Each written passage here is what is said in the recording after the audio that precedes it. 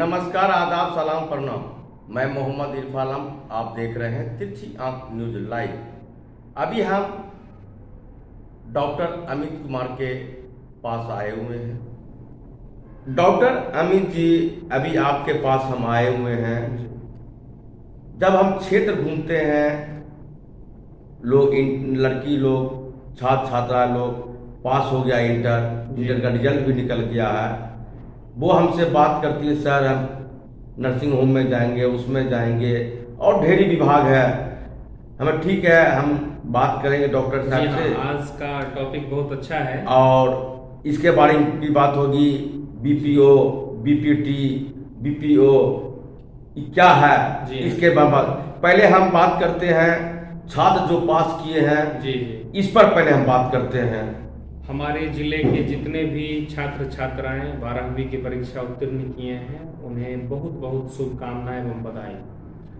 वैसे छात्र जो कि मेडिकल एडमिशन के लिए नीट का प्रिपरेशन कर रहे हैं और उनका किन्हीं कारणों से नीट में वो क्रैक नहीं कर पा रहे हैं, नीट एग्जामिनेशन को क्वालिफाई नहीं कर पा रहे हैं, या उन्हें एमबीबीएस प्रोवाइड नहीं किया जा रहा है, उनका उतना अच्छा रैंक नहीं हो रहा है, तो वैसे लोगों के लिए एक बहुत ही अच्छा अवसर है, उसके बारे में मैं बात करना चाहूँगा।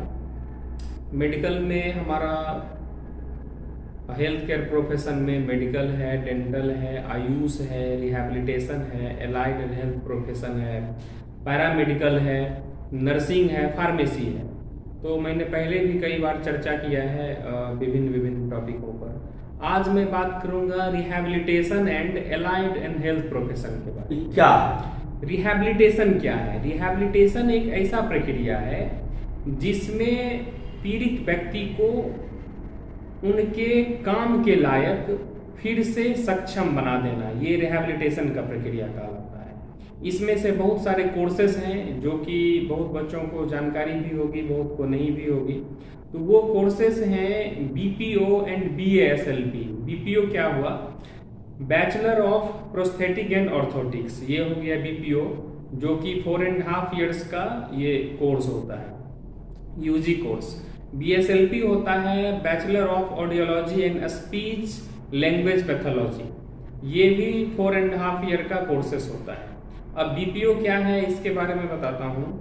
प्रोस्थेटिक एंड ऑर्थोटिक जो दो वर्ड है, प्रोस्थेसिस मीन्स हुआ ऐसा व्यक्ति जो किसी इंजुरी के चलते, किसी दुर्घटना के चलते, किसी बीमारी के चलते उनका शरीर का कोई पार्ट एम्पुटेशन किया गया, काट दिया गया, कट गया, तो वैसे लोगों को जो कृत्रिम अंग जो बनाने का जो स्टडी है, एजुकेशन है, वो प्रोस्थेसिस के अंतर्गत आता है।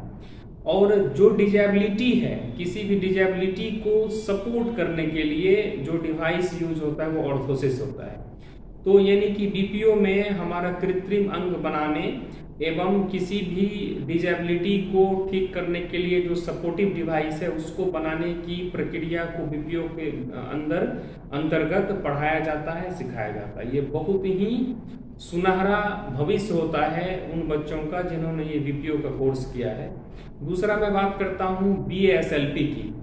बीएसएलपी जो है ये ऐसा कोर्स है जिसमें कि जो गूंगे बहरे हैं लोग, या जिन्हें कि जन्मजात मुख बाधिर हैं, ये बहुत ही कॉमन वर्ड है मुख बाधिर, जिन्हें सुनाई कम पड़ता है, या जो किसी बीमारी के चलते बोल नहीं पा रहे हैं, जैसे कि स्ट्रोक किसी को हुआ, उनका जो स्पीच है वो लॉस हो जाता है, और भी सीपी चाइल्ड होता है, और भी ढेर सारा ऐसा कंडीशन है, ऐसा डिजीज है जिसमें कि लोगों को सुनने की क्षमता, बोलने की क्षमता, ये दोनों लॉस हो जाता है।